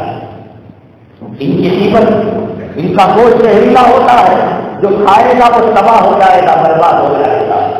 یوٹیوب سے کوئی عالم نہیں ہوتا، گوگل سے کوئی عالم نہیں ہوتا، علم کی سند ہوتی ہے، علم کے اندر بیان کیا جاتا ہے حدثنا فلاں ابن فلاں، حدثنا فلاں ابن فلاں، مجھے فلاں نے حدیث بیان کی، مجھے فلاں نے حدیث بیان کی۔ کبھی دور حدیث کے اندر جا کر بیٹھو، کبھی بخاری کے درس کے اندر جا کر بیٹھو، کبھی ترمذی کے درس کے اندر جا کر بیٹھو، ساتھ بہت سے سیریل دیکھنے والوں، ٹک ٹاک کا سیریل بنانے والوں، موبائل کے پیچھے زندگی برباد کرنے والوں، درس حدیث کے اندر بیٹھ کر دیکھو، شیخ الحدیث سے لے کر رسول اللہ صلی اللہ علیہ وسلم تک کڑیاں بیان کی جاتی ہیں۔ گوگل میں خدا جانے کون سے یہودی سے کڑی جا کر ملے، یوٹیوب کے اندر کون سے نصارہ سے جا کر ملے، وہ تباہ کر کے رکھ دیں گے، وہ برباد کر کے رکھ دیں گے۔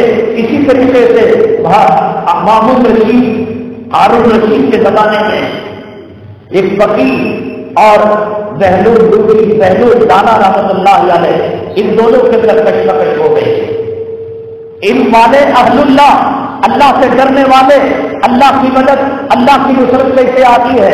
فقیر کو اپنے علم پر، اپنے لٹریچر پر، اپنے کتابوں پر اور اپنی ڈگری پر ناز تھا۔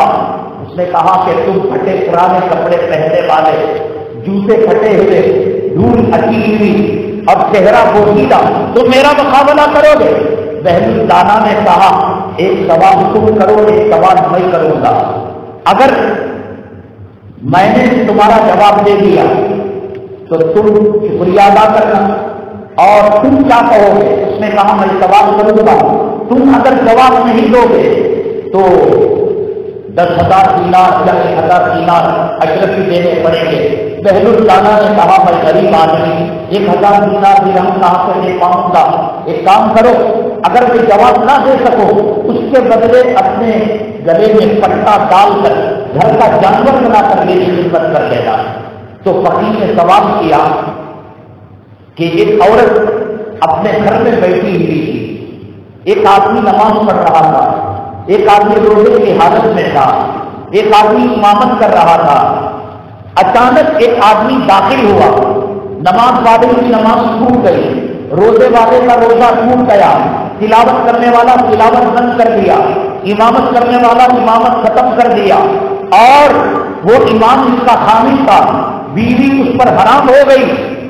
عجیب و غریب قسم کا سوال تھا، وہ کون سا جادو والا روبوٹ آیا کہ میاں بیوی کو حرام کر دیا، نماز کو توڑ دیا، روزے کو توڑ دیا اور تلاوت کے سلسلے کو ختم کر دیا؟ اللہ والوں کا تعلق اللہ سے ہوتا ہے، غار حرا سے ہوتا ہے، اقرا بسم ربک الذی خلق سے ہوتا ہے۔ وہ یوٹیوب دے کر گوگل دے کر وہ آنسر نہیں دیتے، اللہ سے مانگ کر جواب دیا کرتے ہیں۔ بہل الدانہ رحمۃ اللہ علیہ نے کہا اصل میں اس کا حامی سفر میں گیا ہوا تھا اور کسی نے افواہ اڑا دی کہ حامی کا انتقال ہو گیا۔ قاضی کے پاس فیصلہ ہوا، میرے پاس وقت کم ہے، سوالات زیادہ ہیں، بہت تیزی کے ساتھ آگے بڑھ رہا ہوں، آپ سمجھنے کی کوشش کریں۔ قاضی کے پاس یہ عورت گئی، قاضی نے فیصلہ دے دیا کہ اب تمہارا مرد مر چکا ہے، تقریباً خبر یقینی ہے، تم دوسرا نکاح کر لو۔ تو اس نے دوسرا نکاح کر لیا۔ وہ دوسرا حامی نماز پڑھا رہا تھا اور یہ جو آدمی تلاوت کر رہا تھا وہ مرے ہوئے حامی کے لیے اصالے ثواب کے لیے کر رہا تھا، اور یہ جو روزہ رکھا ہوا تھا مرے ہوئے حامی کے لیے روزہ رکھ کر دعا کرنے کے لیے روزہ رکھا ہوا تھا۔ جب یہ نماز پڑھا رہا تھا بیوی کو، تو حامی کا بیوی کو نماز پڑھانا جائز ہے، پیچھے بیوی ہے، قاضی سامنے ہے۔ اب یہ چونکہ محرم تھے دونوں، وہ آدمی جو آیا وہ خبر غلط نہیں ملی کہ اس کا حامی مرا ہوا ہے، اس کا اصلی حامی نہ گیا۔ جب اصلی حامی نہ گیا تو یہ دوسرا نکاح جو کیا وہ ٹوٹ گیا۔ جب نکاح ٹوٹ گیا یہ محرم نہیں رہے، امامت کرنا جائز نہیں، اس نے نماز کو توڑ دیا۔ جب وہ مرحوم نہیں ہے تو اصالے ثواب مرحوم کے نام پر کیا جا رہا تھا، اس نے تلاوت کو اسٹاپ کر دیا۔ یہ مرحوم نہیں ہے تو اس کے نام پر روزہ رکھا جا رہا تھا، اب روزہ بے معنی بے مطلب ہو گیا، اس نے افطاری کر لی۔ یہ بہل الدانہ رحمۃ اللہ علیہ نے جواب دیا۔ بہل الدانہ نے کہا جواب صحیح ہے، اس نے کہا صحیح ہے، تو اب کہا میری باری ہے، سنو میں سوال کرتا ہوں۔ تو اس نے کہا دو ڈرم دو ٹب ہیں، ایک میں سرکہ رکھا ہوا ہے اور ایک میں شہد رکھا ہوا ہے۔ ایک آدمی ان دونوں کے مکسر سے کوئی دوا بنانا چاہتا ہے، کوئی چیز بنانا چاہتا ہے، اس میں ٹب سے سرکہ نکالا اور شیرہ نکالا، تیسرے ٹب کے اندر ڈالا، اندھیرا تھا، رات گزر گئی، صبح میں دیکھا کہ چوہا اس ٹب سے نکلا ہوا جو ہے مکسر کے اندر پڑا ہوا ہے۔ فقیر تمہیں اپنے ڈگری پر ناز ہے، تمہیں یوٹیوب پر ناز ہے، تمہیں گوگل پر ناز ہے، تمہیں اسکالر ہونے پر ناز ہے، تمہیں ٹائی اور کوٹ پہننے پر ناز ہے، تم بتاؤ یہ چوہا سرکے سے نکلا ہے یا شیرے سے شہد کے ٹب سے نکلا ہے؟ میں کہا کیسے میں عالم الغیب تھوڑی ہوں، تو تمہیں تو ناز ہے، تم تو فقیر ہو، تم تو اسکالر ہو۔ آج کل اسکالر بھی تو نکلے ہوئے ہیں، دین کے اسکالر یوٹیوب کے اندر بیان رہے ہیں، شرط پہنے ہیں، داڑھی کچکچی، دین کو سمجھانے آئے ہیں، اللہ والے اللہ سے رجوع کرتے ہیں۔ انہوں نے کہا بتاؤ، تو وہ سوچنے لگا۔ ہارون رشید نے کہا تمہارے سوال کے جواب میں بہل الدانہ نے وقت نہیں دیا اور تم کیوں لے رہے ہو؟ اس نے کہا کہ معاف کرنا میرے پاس جواب نہیں۔ بہل الدانہ رحمۃ اللہ علیہ نے فرمایا چوہے کو دھویا جائے گا، پیٹ کو کاٹا جائے گا، پیٹ سے سرکہ نکلے تو سرکے کے ٹب سے یہ نکلا ہے، پیٹ سے شیرہ نکلے شہد نکلے تو یہ شہد کے ٹب سے نکلا ہے، اور اگر سرکہ نکلے تو چونکہ چوہا سرکے کے ٹب میں ملا اس کو نجس کر دیا، اس کو پھینک دیا جائے گا، اور اگر شہد نکلا تو شہد اور شیرے کو پھینک دیا جائے گا۔ ہارون رشید نے بہل الدانہ کے پیٹ پر تپایا اور کہا باقی العلماء ورثۃ الانبیاء، علماء جو ہوتے ہیں وہ نبی کے وارث ہوتے ہیں۔ اسکالر یوٹیوب کے ذریعے سے، لٹریچر پڑھنے کے ذریعے سے، کتابیں گھر بیٹھ کر کانگڑیاں لمبی کر کر پڑھنے سے یہ علم نہیں آتا، یہ علم کڑیوں کے ملنے سے، جس کی کڑی حضرت ابو ہریرہ سے جا کر ملتی ہے، جس کی کڑی حضرت عبداللہ بن عباس سے جا کر ملتی ہے، جس کی کڑی صبح چبوترا سے جا کر ملتی ہے، جس کی کڑی غار حرا سے جا کر ملتی ہے۔ کچھ علم کے اندر انوار و برکات اور اس علم کے اندر آنے والے سوالات کے جوابات دینے کی طاقت اور سکت ہوتی ہے۔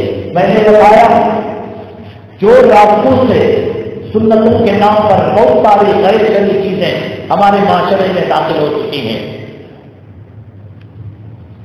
حضرت مولانا اشرف علی تھانوی رحمۃ اللہ علیہ نے اخلاق العوام کتاب لکھی. خاص طور سے معاشرے کے اندر شریعت کے نام پر جو چیزیں شریعت میں داخل کر لیا تھا لوگوں نے، عوام کی غلطیاں شریعت کی نگاہ میں، اس کو انہوں نے آگاہ کیا. اور پھر ہمارے بڑوں نے، عقل گما کے ایک استاد نے ایک حدیث کی کتاب لکھی. وہ حدیثیں جو چلن میں آ گئی ہیں لوگوں کے اور نامزد علماء کے، اور ان کا حدیثوں سے کوئی تعلق نہیں، بہت قربانیاں ہیں. اسی طریقے سے ہمارے سماج کی ایک رسم ہے کہ ولیمہ، اس کے اندر میٹھا رکھیں گے، کھانے کے بعد خاص طور سے مرغن قسم کی غذا ہو، جب تک میٹھا نہ ہوگا سمجھیں گے کہ سنت پوری نہیں ہو رہی ہے. یو پی کے بعض علاقوں کے اندر میٹھا گھر میں نہ ہو، گڑ رکھا جائے گا، شکر رکھا جائے گا. میٹھی چیز کو رکھنا ضروری سمجھا جاتا ہے. کیا کھانے سے پہلے میٹھا یا کھانے کے بعد میٹھا کھانا سنت ہے؟ اس کو سمجھنے سے پہلے رسول اللہ صلی اللہ علیہ وسلم کا کھانے کا طرز حیات کیا تھا، طریقہ کار کیا تھا. ارے میٹھا کھانا، پان کھانا، چائے پینا، شربت پینا اور پیپسی پینا، کوک پینا، یہ بہت دور کی بات. اللہ کے نبی صلی اللہ علیہ وسلم کا کھانے کا سسٹم کیا تھا؟ کھانے کا سسٹم وہ تھا جو ہم نے آج بنا رکھا ہے کہ ساتھ بریک فاسٹ ہے، ڈنر ہے اور لنچ ہے، کھلا ہے، یہ ہے، وہ ہے، ٹیکسی ہے. خدا کی قسم یہ سسٹم نہیں تھا. جب بھوک لگتی ہوتا تو کھا لیتے، نہ ہوتا پیٹ پر پتھر باندھ لیتے. کھجور موجود ہوتے. نبی کریم صلی اللہ علیہ وسلم کی پوری حیات طیبہ میں، پوری ازواج مطہرات کی حیات طیبہ میں، آپ کی بیٹیوں کی زندگی میں، صحابہ کی زندگی میں کوئی ثابت نہیں کر سکتا. چلو میٹھا نہیں تھا، متنجن نہیں تھا، مظفر نہیں تھا، جلیبی نہیں تھی، لڈو نہیں تھے، کھجور تو میٹھا تھا، کھانے کے بعد کھا سکتے تھے، بکری کا گوشت بھون کر کھانے کے بعد کھا سکتے تھے. یہ چیز غلط آ چکی ہے ہمارے سماج کے اندر. کھانے کا سسٹم خود رسول اللہ صلی اللہ علیہ وسلم کے گھرانے میں اتنا کمزور تھا کہ 3 مہینے چولہا نہیں جلا کرتا تھا. آپ لڈو کی بات کر رہے ہیں، آپ جلیبی کی بات کر رہے ہیں، آپ میٹھا کھانے کی بات کر رہے ہیں. کھانا سے آپ کو اختیار دیا گیا. اے اللہ کے نبی صلی اللہ علیہ وسلم، آپ چاہیں احد کا پہاڑ سونا بنا کر آپ کے قدموں کے اندر ڈال دیا جائے. اللہ کے نبی صلی اللہ علیہ وسلم نے فرمایا میں ایک وقت بھوکا رکھ کر صبر کروں گا اور کھا کر اللہ کا شکر ادا کروں گا. تو یہ چیز غلط ہے، اس کا شریعت سے کوئی تعلق نہیں ہے. ہمارے علماء کرام اگر سادگی کو اپناتے ہیں، ہمارے علماء کرام معمولی کپڑے پہنتے ہیں، یہ نہ سمجھو یہ فقیر ہے، یہ متولیوں کے محتاج ہے، یہ تنخواہوں کے محتاج ہے، یہ قرآن خوانی کے محتاج ہے، یہ ٹیوشن کے محتاج ہے. اللہ کے نبی صلی اللہ علیہ وسلم کا فخر اختیاری تھا. اللہ تعالیٰ نے ان کو فقیر نہیں بنایا تھا، مال دیا تھا، دولت دی تھی. اگر اور پیغمبروں کو جنت کا بند و سلوا کر سکتا تھا، میرے اور آپ کیا تھا؟ کائنات کے مولا اللہ تعالیٰ نے اپنے نام کے ساتھ جن کا نام جوڑا ہے، کیا اللہ تعالیٰ ان کو جنت کے دینے بھی نازل کر سکتا ہے؟ اللہ کے نبی صلی اللہ علیہ وسلم نے فخر و فاتح کو اختیار سے، چوائس سے اپنایا تھا. حضرت نظام الدین اولیاء رحمۃ اللہ علیہ کو وقت کا بادشاہ وظیفہ دیا کرتا تھا تو یہ سمجھتا تھا میرے وظیفے سے ان کی خانقاہ چل رہی ہے، ان کا دسترخوان چل رہا ہے، ان کا لنگر چل رہا ہے. تمہاری تنخواہوں سے مدارس چل نہیں رہے، تمہارے عطیات، زکات اور خیرات سے علماء نہیں پل رہے ہیں. گلی کا جانور پلتا ہے، اللہ نبی کے نائب کو پال سکتا ہے، اللہ صحابہ کو پال سکتا ہے، اللہ نبی کو پال سکتا ہے، تو ان کے نائبین اور جانشین کو بھی پالے گا. بادشاہ نے ایک فتویٰ جاری کیا جو شریعت کے خلاف تھا. حضرت نظام الدین اولیاء رحمۃ اللہ علیہ نے تک کر لی.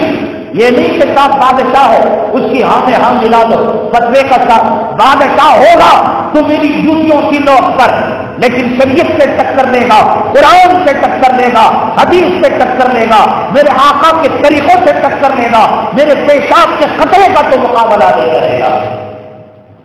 بادشاہ کا وجد میں آ گیا. اس نے کہا کہ نظام الدین اولیاء کی بہت چلتی تھی، دلوں پر حکومت تھی، کہا کہ ان کا وظیفہ بند کر دو.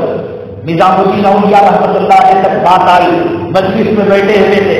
حضرت آپ نے خامخواہ بادشاہ سے ٹکر لی اور اس نے وظیفہ بند کر دیا.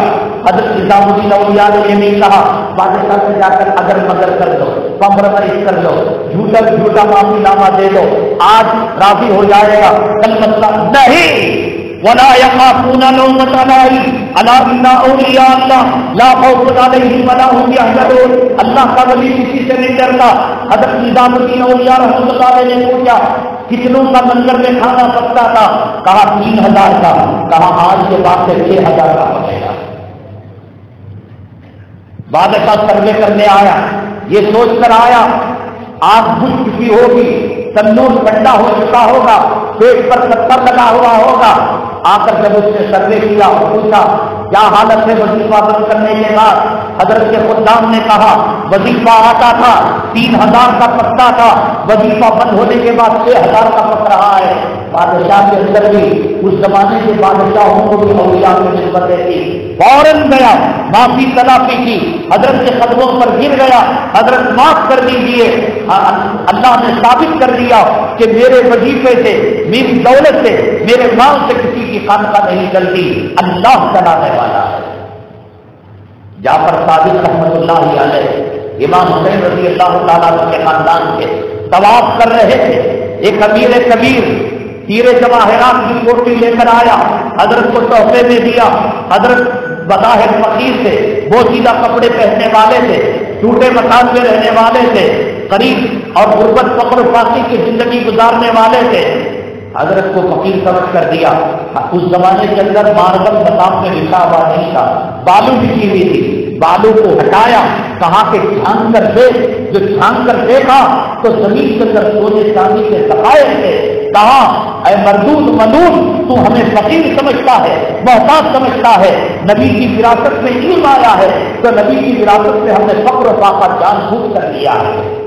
دیکھ ہم چاہتے کہ سونے چاندی کو اٹھا سکتے ہیں.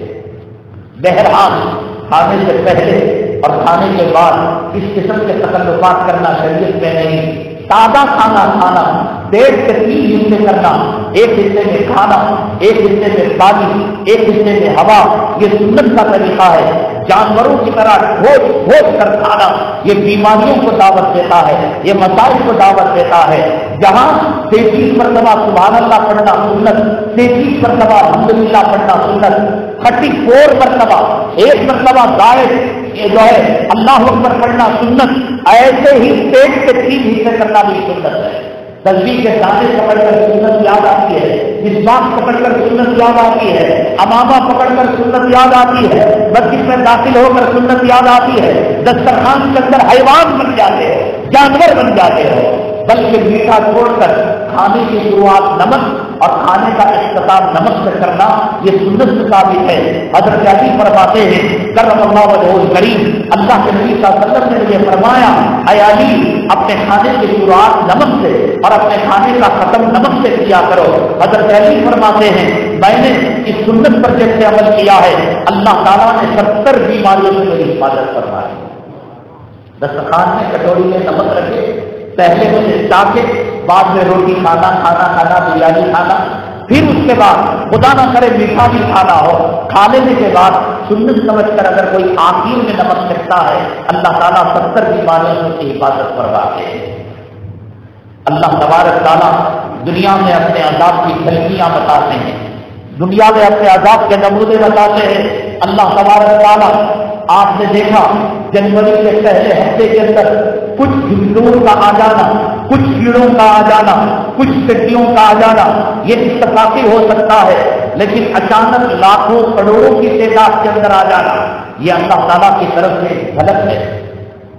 اللہ تعالیٰ حکومت سعودیہ کو، محمد بن سلمان یہودی ایجنٹ کو یہ بتا رہے ہیں خبیث عمرے کو بیکار بنا رکھ رہا ہے، حرمین کو یہودیوں کی گروی میں دے رکھا ہے، کلب کھول رکھا ہے، ڈاک خانہ کھول رکھا ہے، سنیما کا اڈا کھول رکھا ہے، عورت کو بے پردہ کر دیا ہے، عورت کا اسٹیڈیم بنا دیا ہے اور تھیٹر کو کھول رکھا ہے، ڈرائیونگ کا لائسنس دے رکھا ہے الیکشن میں۔ وہ محبت وحی جہاں جبرائیل آیا کرتے تھے، قرآن نازل ہوا کرتا تھا، اللہ کے نبی صلی اللہ علیہ وسلم جن گلیوں میں گھوما کرتے تھے، یہ حرامی مردود دعا کرو اللہ اس کو غارت کرے، اللہ اس کو دیش سے نابود کرے، اللہ اس کے وجود کو ختم کرے، اللہ خلافت راشدہ کے نظام کو لائے، اللہ تعالیٰ قرآن کے احکامات کو لائے، اللہ نبی کے طریقے کو لائے۔ اللہ کو کتنا جلال نہیں آتا ہوگا کہ جہاں میرا کعبہ ہے، حجر اسود ہے، صفا ہے، مروہ ہے، اور جہاں پر مینا ہے، مزدلفہ ہے، ریاض الجنہ ہے، وہاں پر یہ خبیث بے پردگی کو لا رہا ہے، سلیمہ کو لا رہا ہے، اور یہودیوں کی فوج کو سور کا کھانا دیا جا رہا ہے، شراب پی جا رہی ہے، زنا کی اجازت دی جا رہی ہے۔ اللہ تبارک تعالیٰ اس سے پہلے بھی بنو اسرائیل پر ٹڈیوں کا عذاب، جوؤں کا عذاب، خون کا عذاب اللہ تعالیٰ دیے ہیں۔ یہ 100 کے اندر ہوتے، 200 کے اندر ہوتے، 500 کے اندر ہوتے، ہم کہتے یہ نالیوں سے نکل کر اتفاقی آ گئے۔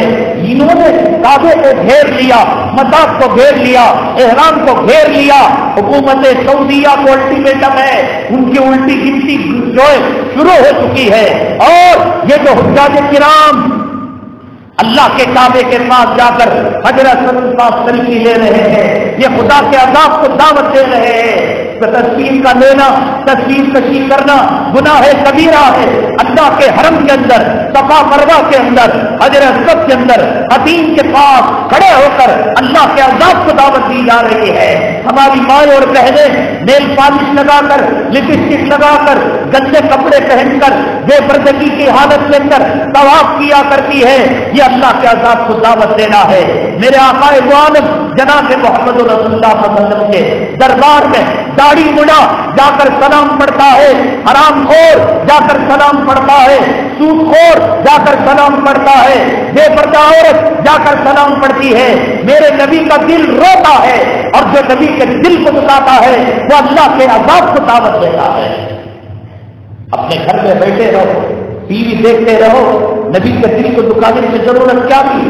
حرم کو نافذ کرنے کی ضرورت کیا تھی؟ حرم کے تقدس کو پامال کرنے کی ضرورت کیا تھی؟ یہ کیڑے نہیں تھے، یہ اتفاقی کوئی واقعہ نہیں تھا، اللہ تعالیٰ کی طرف سے عذاب کی جھلک تھی۔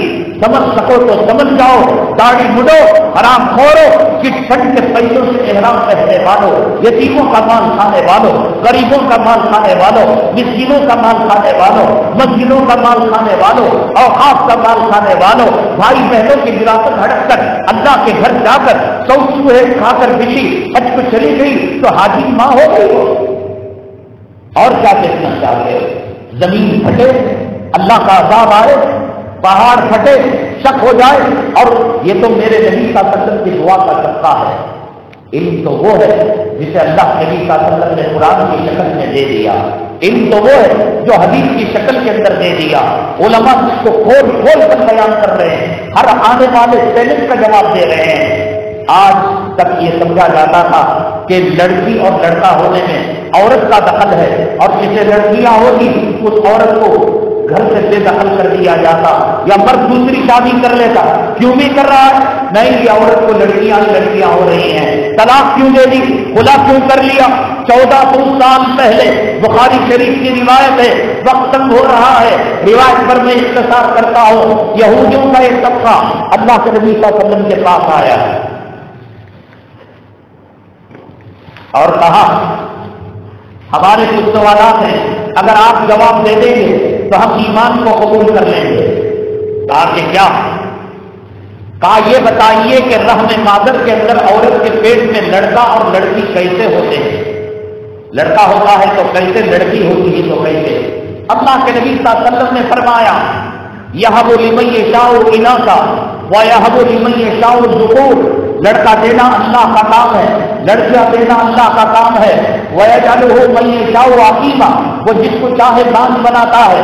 یہودی کہنے لگے وہ بات نہیں، ٹیکنیکل سائنسی نقطۂ نظر سے بتاؤ، وہ زمانہ شراب کا زمانہ، وہ زمانہ خون کا زمانہ، وہ زمانہ گھوڑوں کا زمانہ، وہ زمانہ سائنس کا زمانہ نہیں، موبائل نہیں، کمپیوٹر نہیں، لیاب نہیں، ٹیکنالوجی نہیں، MBBS کی ڈگری نہیں۔ افلا ينظرون الى الابل كيف خلقت والى السماء كيف رفعت والى الجبال كيف نصبت والى الارض كيف سطحت۔ دیکھتے ہیں اونٹ نظر آتا ہے، اوپر دیکھتے ہیں آسمان نظر آتا ہے، دائیں بائیں دیکھتے ہیں والى الجبال كيف نصبت، پہاڑ نظر آتا ہے، نیچے دیکھتے ہیں والى الارض كيف سطحت۔ یہی پوری کائنات ہے۔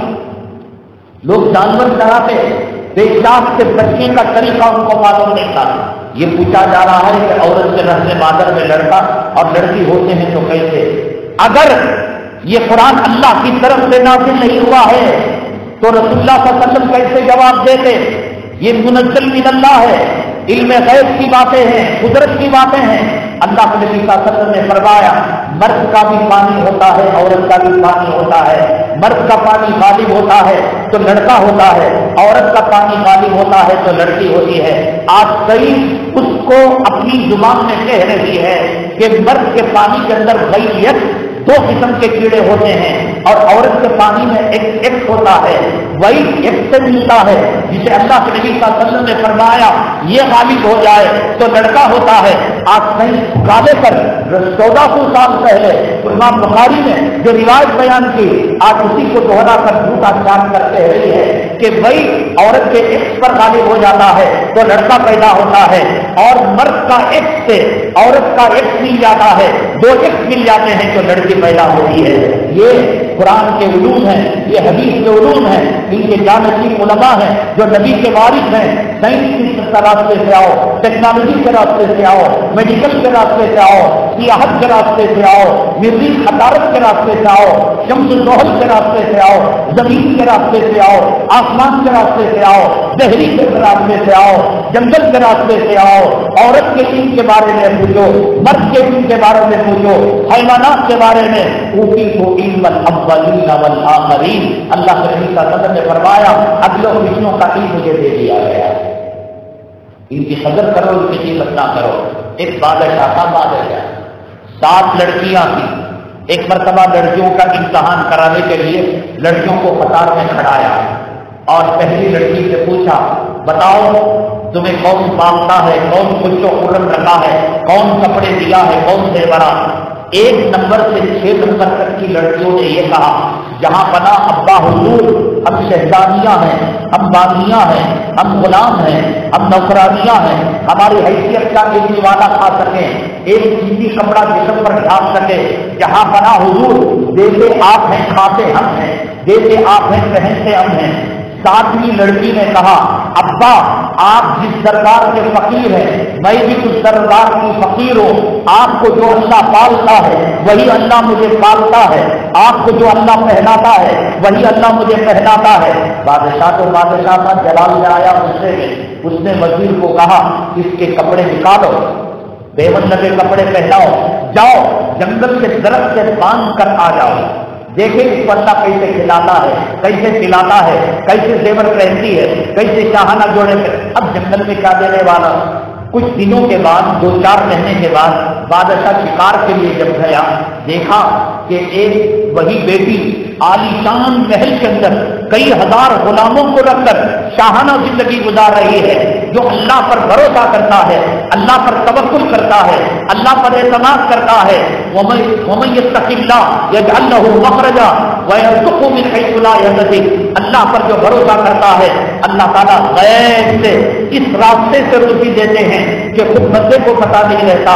اس کو درخت سے پوشیدہ کپڑوں میں بغیر کھانے کے باندھ دیا گیا، محل کہاں سے آ گیا، شاہی جوڑا کہاں سے آ گیا، زیورات کہاں سے آ گئے؟ اس سوال کے جواب کے ساتھ قرآن پاک کی آیت کی تشریح کے ساتھ اگلی جمعہ انشاءاللہ تمل ناڈ کے پرنا پیٹ کے بیان کے اندر اس کا جواب دیا جائے گا۔ میں حاضری کے لیے نہیں کہہ رہا ہوں، میں کم سے کم واٹس ایپ کے اندر تو آپ اس سوال کا جواب سنیں اور بیان سنیں۔ اور دوسری چیز، آج ایک مرض بہت عام ہو گیا ہے، وہ یہ ہر کوئی کہتا میری میموری، میرا قوت حافظہ کمزور ہو گیا ہے۔ اللہ کے حبیب پاک صلی اللہ علیہ وسلم کی ایک چھوٹی سی سنت پر عمل ہو جائے، اللہ تبارک تعالیٰ میموری پاور، قوت حافظہ بہت پاورفل اللہ تعالیٰ دیتے ہیں۔ وہ کیا ہے؟ میموری کارڈ بڑھانے کا وظیفہ حضرت علی کرم اللہ وجہ۔ یاد رکھو، یوٹیوب کے اندر وہ طاقت لگاؤ، گوگل کے اندر، انٹرنیٹ کے اندر وہ طاقت لگاؤ، جھوٹے ہیں، عیار ہیں، مکار ہیں، پہلے ایک چٹکی کے اندر شوگر لگا کر رکھ دیں گے، آج تک کسی کی شوگر لگا لی، اور ایک چٹکی کے اندر، ایک نسخے کے اندر مردانہ طاقت دے دیں گے، سب جھوٹ پر بات ہے۔ جب یہ جھوٹ ہے، قرآن اور حدیث کے نام پر کون سچ بول رہا ہے، کون جھوٹ بول رہا ہے، وہ آپ نہیں پکڑ سکتے۔ یہودی، عیسائی، شیعہ سب اس راستے سے آ کر ہمارے ایمان پر ڈاکہ ڈال رہے ہیں۔ آپ علماء سے جڑے رہیں، اللہ تعالیٰ سے دعا ہے اللہ ہماری مقدروں کو معاف فرمائے، اللہ علماء حقانی کی قدر کرنے کی توفیق ہمیں نصیب فرمائے۔ حضرت ابو دجانہ رضی اللہ تعالیٰ نے صحابی رسول ہیں، اور ان کے گھر میں شیطان آ کر تکلیف دیا کرتا تھا۔